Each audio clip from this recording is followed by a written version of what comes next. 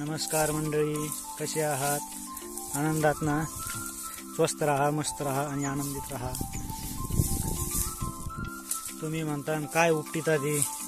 उपटीत मी काहीच नाही, मी भुईमुग काढत आहे. जे शेतकरी असतील त्यांना कळल की काय चालू आहे का म्हणून. जे शेतकरी नाहीत त्यांना यातलं काहीही कळू शकणार नाही, कारण शेतकऱ्याला प्रत्येक गोष्ट माहिती असते आणि शेतकऱ्याशिवाय कोणालाही कळणार नाही की हे काय चाललेलं आहे आणि हे कशासाठी लागतं. हे चीज काय आहे? ही चीज आहे भुईमुग. भुईमुग काढणी चालू आहे. शेतकऱ्याच्या घरी सर्व ताजा ताजा माल असतो. हे पहा, ताजा माल भुईमुग. हा तुम्हाला कितीही मोठा माणूस असला आणि नोकरदार माणूस असला तरीही तुम्हाला त्याच्या घरी पाहायला भेटणार नाही.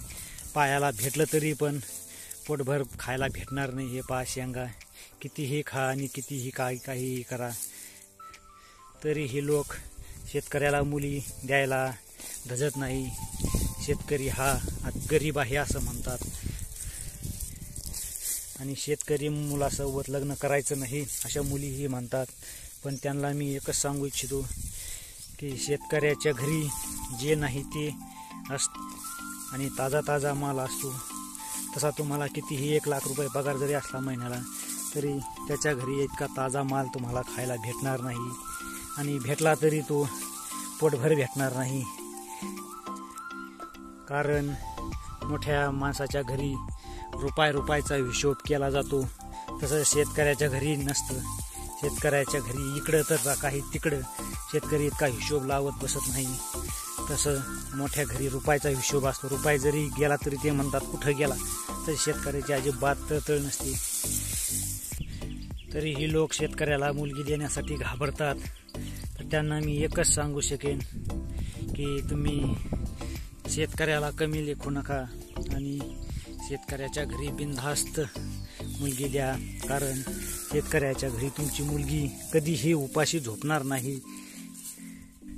कारण शेतकऱ्याच्या घरी मुबलक अन्न पाणी असते, त्यामुळे तुमची मुलगी कधीही उपाशी झोपलेली दिसणार नाही तुम्हाला आणि आनंदात राहिल्याशिवाय दिसणार नाही. आनंदात कधीही पाहिली तरी तुम्हाला मुलगी आनंदातच दिसणार. तसे मोठ्याच्या घरी नाही दिसू शकत, कारण तिथं खायलाही तोलून असतं आणि खर्चायलाही मापून असतं. त्यामुळे शेतकऱ्याला कमी लेखू नका आणि शेतकऱ्याच्या घरी मुलगी अवश्य द्या. आणि मुलींना हे मी एक सांगू इच्छितो, तुम्ही हे नोकरीवाल्याची आशा सोडून द्या. कारण नोकरी कधीही जाऊ शकते, कधीही काहीही होऊ शकतं, कधीही जॉबवरून त्याला हकलून दिलं जाऊ शकतं. तसं शेतकऱ्याचं कधीही होऊ शकत नाही.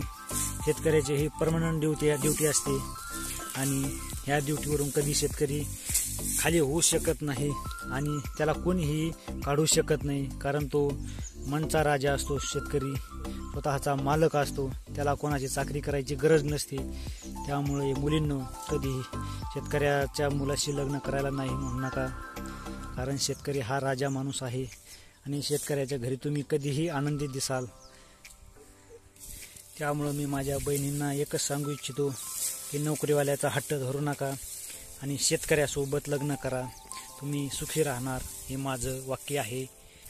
आणि व्हिडिओ जर आवडला असेल तर सबस्क्राईब करा, चॅनलला सबस्क्राईब करा, लाईक करा आणि शेअर करायला मात्र विसरू नका। आणि परत एकदा सांगतो, शेतकरी हा राजा माणूस आहे, म्हणून या चॅनलवर नवीन असाल तर चॅनलला सबस्क्राईब करा, लाईक करा आणि शेअर करायला मात्र विसरू नका। रामकृष्ण हरी।